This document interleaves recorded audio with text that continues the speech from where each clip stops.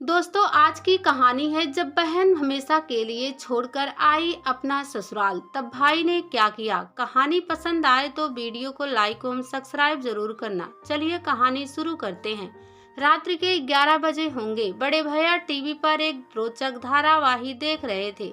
तभी अचानक दरवाजे पर घंटी तो बजी ही, साथ ही कोई धड़ाधड़ बड़बड़ा भी रहा था। बड़े भैया को दहशत हुई कि कहीं कोई लुटेरा या आतंकवादी तो नहीं। धीरे धीरे सोचते हुए दरवाजे तक आए। दरवाजे में लगे शीशे में झांक कर देखा, पर अंधेरे में कुछ समझ में नहीं आया। कौन है? उन्होंने धमकाते हुए पूछा। मैं हूँ, एक मिमियाता सुर आया। दरवाजा खोलिए। आवाज कुछ परिचित सी लगी, पर धोखे भी तो हो सकते हैं, सोचकर बड़े भैया ने कड़क कर पूछा। मैं कौन? सिम्मी? लगा कि आवाज में जान ही ना थी। बड़े भैया प्यार से उसे सिम्मी बुलाते थे। बड़े भैया ने झट से दरवाजा खोला। अस्मिता हाथ में एक छोटा सूटकेस लिए खड़ी थी, ठीक किसी फिल्मी नायिका की तरह। पहले तो बड़े भैया की छाती से चिपक कर रोई और फिर सीधे अपने कमरे में चली गई। बड़े भैया ने कुछ नहीं कहा, केवल गंभीरता से सोचते रहे कि सुबह होने पर ही पूछेंगे। वैसे पूछने की आवश्यकता भी क्या है। सवेरे वे अखबार पढ़ रहे थे। अस्मिता सामने बैठी बेचैनी से प्याले प्लेट इधर उधर करते हुए सोच रही थी कि ये बड़े भैया हैं कैसे। कोई चिंता ही नहीं। अंत में जब सब्र का बांध टूट गया तो उसने भैया के हाथों से अखबार छीनते हुए कहा, पूछोगे नहीं मैं क्यों आई हूँ? शरारत भरी मुस्कुराहट से उन्होंने कहा, पूछने की क्या जरूरत है। पति पत्नी में तकरार तो होती ही रहती है, सब ठीक हो जाएगा। अस्मिता ने क्रोध से कहा, यह तकरार नहीं है बड़े भैया, मैं वह घर हमेशा हमेशा के लिए छोड़कर आई हूँ। बड़े भैया ने हंसकर कहा, शाबाश बेटी, यह तूने बड़ा अच्छा किया। इस घर में तेरी बड़ी कमी महसूस होती थी। आज लौकी के कोफ्ते बनाना, बहुत दिन हो गए खाए हुए। बड़े भैया, आप इसे मजाक समझ रहे हैं? अस्मिता ने क्रोध से पूछा। उन्होंने गंभीरता से उत्तर दिया, जिंदगी में ऐसे फैसले कभी मजाक नहीं होते। तूने स्वयं शादी का फैसला किया, मैंने मान लिया। अब तू हमेशा हमेशा के लिए यहाँ आ गई है, यह भी मान लिया। तू चिंता मत कर, यहाँ कोई कष्ट नहीं होगा। मेरे लिए तो बहुत अच्छा है। एक बार भी तू नहीं पूछा कि झगड़ा क्यों हुआ, मानो उन्हें कोई मतलब ही नहीं है। अस्मिता तो सब कुछ उगलना चाहती थी। कब तक चुप बैठी रहेगी? अचानक वह सिसकने लगी। रोते रोते बोली, बड़े भैया, उन्हें बहू नहीं, एक नौकरानी चाहिए। दिन भर घर में चक्की की तरह पिसती रहती हूँ, पर किसी का मेरी परवाह नहीं। किसी से क्या मतलब? भैया ने अनजान बनते हुए पूछा। कहा ना, किसी को भी नहीं। स्मिता ने चिढ़कर कहा, पर तू कॉलेज पढ़ाने तो अब भी जाती है ना? बड़े भैया ने पूछा। सो तो जाती हूँ, अस्मिता ने कहा, पर मेरे पीछे कोई भी काम नहीं करता। सब हाथ पर हाथ धरे बैठे रहते हैं। तो तू नौकरी छोड़ दे, बड़े भैया ने सलाह दी। रुपया जो कमा कर लाती हूँ, रुपया भी तो चाहिए उन्हें, अस्मिता ने तड़क कर कहा। और अनमेश का क्या कहना है? पहले तो मेरी ओर से कुछ बोलते भी थे, पर अब माता पिता और बहन के दबाव में उन्होंने भी साथ देना छोड़ दिया है। कहते हैं कि मैं ही परिवार में मिलजुल कर नहीं रहती। अब आप ही बताइए कि क्या मेरी अपनी कोई शख्सियत नहीं है? मेरी अपनी कोई पहचान नहीं है? क्या मुझे अपनी तरह से जीने का अधिकार नहीं है? वह एक ही सांस में कह गई सब कुछ। गंभीरता से विचार करते हुए बड़े भैया ने कहा, यह बात तो ठीक है। अगर इंसान अपनी पहचान ही भूल जाए तो पढ़ाई लिखाई का क्या लाभ? सच ही तेरे साथ बड़ा अन्याय हुआ है। अच्छा किया जो तू वह घर छोड़कर चली आई, हमेशा हमेशा के लिए। स्मिता को समझ न आया कि बड़े भैया ताना दे रहे हैं या समर्थन कर रहे हैं। अक्सर ऐसी ही दोहरी बात करते हैं, उनको समझाना बड़ा मुश्किल है। अब मैं क्या करूं? अस्मिता ने उलझन में पड़कर पूछा। करना क्या है, आराम से यहाँ रह और चैन की बांसुरी बजा। हाँ, कॉलेज जाना मत छोड़ना, खाली दिमाग शैतान का घर होता है, भैया ने समझाते हुए कहा। और फिर कुछ मुस्कुराते हुए बोले, अब कुछ नाश्ता वास्ता भी मिलेगा। अस्मिता के तने हुए चेहरे पर मुस्कान की लहर दौड़ गई। बड़े भैया कभी नहीं बदलेंगे। 7 दिन हो गए।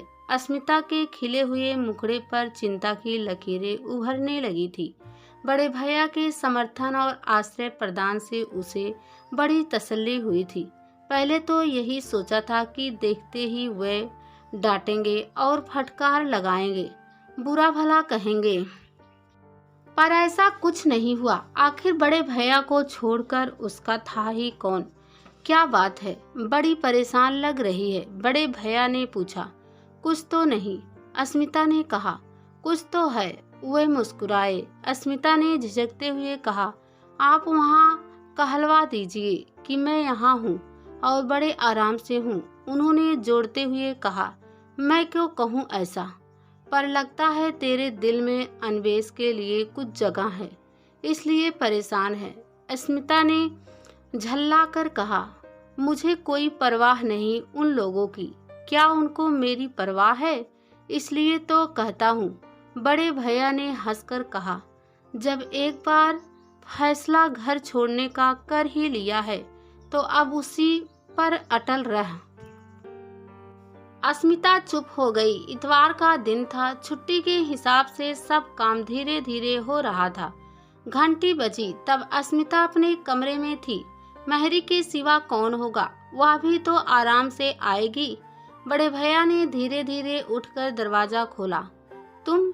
बड़े भैया ने चौंक कर पूछा। यहाँ क्यों आए हो? अस्मिता से मिलने आया हूँ, अन्वेष ने झेपते हुए कहा। वह तुमसे नहीं मिलना चाहती, कहकर उन्होंने तड़ाक से दरवाजा बंद करने की नाकामयाब कोशिश की। बड़े भैया, अन्वेष ने बड़े सम्मान से कहा, आपसे तो बात कर सकता हूँ, या आप भी मुझसे बात नहीं करेंगे? भैया ने सोचते हुए कहा, हाँ, मैं तुमसे बात कर सकता हूँ, पर याद रखना, मुझे तुम मूर्ख मत समझना। अन्वेष ने झुककर उनके घुटने छूते हुए कहा, ऐसी जुर्रत कर सकता हूँ क्या? ठीक है, अंदर आ जाओ। अस्मिता ने अन्वेष को देखा तो पास आ गई। दोनों एक दूसरे को देख रहे थे।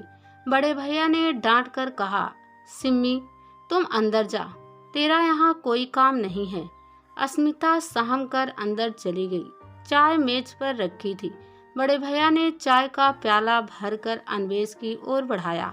यहाँ क्यों आए हो? बड़े भैया ने तीखे स्वर में प्रश्न किया। मैं अस्मिता को लेने आया हूँ, वह तुम्हारे साथ नहीं जाएगी। बड़े भैया ने दृढ़ स्वर में कहा। वह तुम्हारा घर हमेशा हमेशा के लिए छोड़कर आई है, यहाँ उसे कोई तकलीफ नहीं है। अन्वेष ने झिझकते हुए कहा, दरअसल कुछ गलतफहमी हो गई है, मैं उसे दूर करने आया हूँ। गलतफहमी? कैसी गलतफहमी? बड़े भैया ने क्रोध से कहा। क्या तुम उसे एक नौकरानी की तरह नहीं रखते? जब तुम उसे बाहर काम करने के लिए भेजते हो तो क्या तुम्हारा और तुम्हारे घर वालों का यह कर्तव्य नहीं कि घर के कारों में उसका हाथ बटाए? यही उसे समझाना चाहता हूँ कि आगे से ऐसा नहीं होगा। बस उसे थोड़ा मेरे माता पिता से इज्जत से पेश आना चाहिए। तुम्हारा मतलब है मेरी बहन बदतमीज है? बड़े भैया ने क्रोध से पूछा। अन्वेष ने तुरंत बचाव करते हुए कहा, जी नहीं, मैंने ऐसा नहीं कहा। मैंने कहा थोड़ा सम्मान से पेश आए, आखिर वे मेरे माता पिता हैं। ओह, बड़े भैया ने व्यंग से कहा, सम्मान से पेश नहीं आती? पढ़ा कर तो तुम भी आते हो, क्या आते ही झाड़ू पोछा और खाना बनाने लगते हो? थोड़ी देर तो नवाब साहब की तरह बैठकर चाय नाश्ते का इंतजार करते ही हो। अन्वेष उत्तर के लिए सही शब्द ना पा सका। उसकी जीभ लड़खड़ा गई। अरे, आते ही थकी मादी लड़की से सब यह उम्मीद करे कि काम में जुट जाए और सम्मान से भी पेश आए। यह सोचकर तुमने एक पढ़ी लिखी लड़की के साथ बड़ा अन्याय किया है। बड़े भैया ने सिर हिलाते हुए कहा, भैया आप समझ नहीं रहे हैं। अन्वेष ने तीव्र सुर में कहा, वह किसी भी सूरत में मुझसे और मेरे परिवार से घुल मिलकर नहीं रहना चाहती। यानी तुमने उसे और उसने तुम्हें समझने में भूल की है। यह शादी तुमने भावना में बहाकर जल्दबाजी में कर ली। भैया ने तीखा प्रश्न किया। जी, ऐसा तो नहीं था, अन्वेष ने हकलाते हुए कहा। हमने सारे पहलुओं पर अच्छी तरह से गौर कर लिया था। असलियत की दुनिया कल्पना के संसार से बहुत अलग होती है ना दामाद बाबू? बड़े भैया ने कटु व्यंग से पूछा। अब जब समझ ही लिया है कि यह शादी एक भूल थी, तो यहाँ क्या करने आए हो? मैं उसे समझाना चाहता हूँ, अन्वेष ने धीरे से कहा। यानी तुम्हारे दिल में अभी भी उसके लिए थोड़ी जगह है? भैया कुटिलता से मुस्कुराए। अन्वेष सिर झुकाकर नीचे देखने लगा। सुनो दामाद बाबू, सिम्मी तुमसे ना तो मिलेगी और ना ही यहाँ से जाएगी, भैया ने दृढ़ता से कहा। तुम जा सकते हो, अन्वेष ने भी उतनी ही दृढ़ता से उत्तर दिया। भैया, अस्मिता से बिना मिले मैं यहाँ से नहीं जाऊंगा। पति पत्नी के बीच में आप क्यों आते हो? मुझे एक मौका दीजिए। कैसा पति कैसा पत्नी? बड़े भैया ने कटुता से ऊंचे सुर में कहा, ताकि अस्मिता भी साफ साफ सुन ले। सिम्मी तुम्हारा घर हमेशा हमेशा के लिए छोड़ आई है, यह अच्छी तरह समझ लो। अस्मिता के कलेजे पर साफ लौट रहे थे। उसे ऐसी आशा न थी कि बड़े भैया अन्वेष का इतना अपमान करेंगे। उसे अन्वेष पर ना जाने क्यों तरस आने लगा। जो भी हो, मैं मिलकर ही जाऊंगा, अन्वेष ने स्मिता के कमरे की ओर बढ़ते हुए कहा। ठहर जाओ, बड़े भैया ने डांट कर कहा। मैं इतना कमीना तो नहीं हूँ कि तुम्हें घर से बाहर उठाकर फेंक दूं, पर सिम्मी से मिलने की आज्ञा कभी नहीं दूंगा।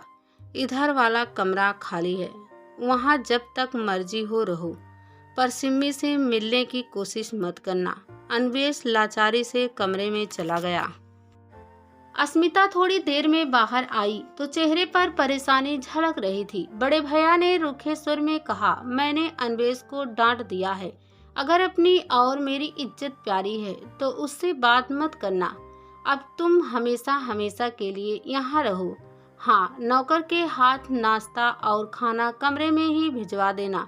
मैं बाहर उसकी सूरत भी नहीं देखना चाहता, समझी? बड़े भैया 2 दिनों तक दीवारों बने बीच के कमरे में आराम कुर्सी लगाकर बैठे रहे। दफ्तर से भी छुट्टी ले ली थी। अस्मिता पर पूरा विश्वास था कि वह अन्वेष से बात नहीं करेगी।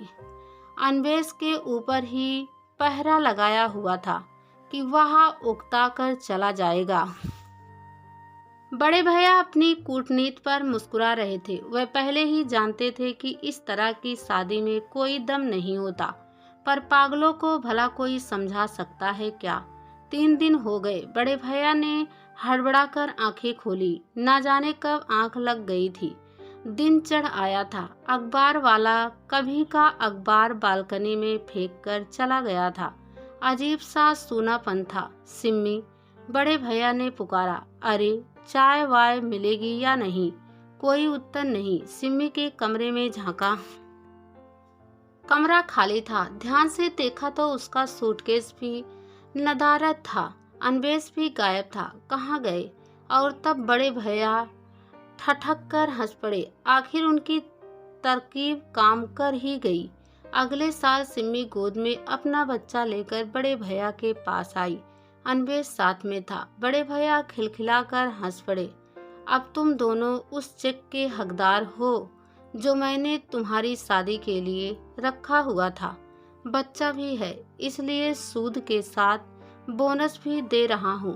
अब आशा करता हूँ कि तुम दोनों हमेशा हमेशा एक दूसरे के साथ रहोगे। दोनों ने शर्मा कर मुंह नीचे कर लिया।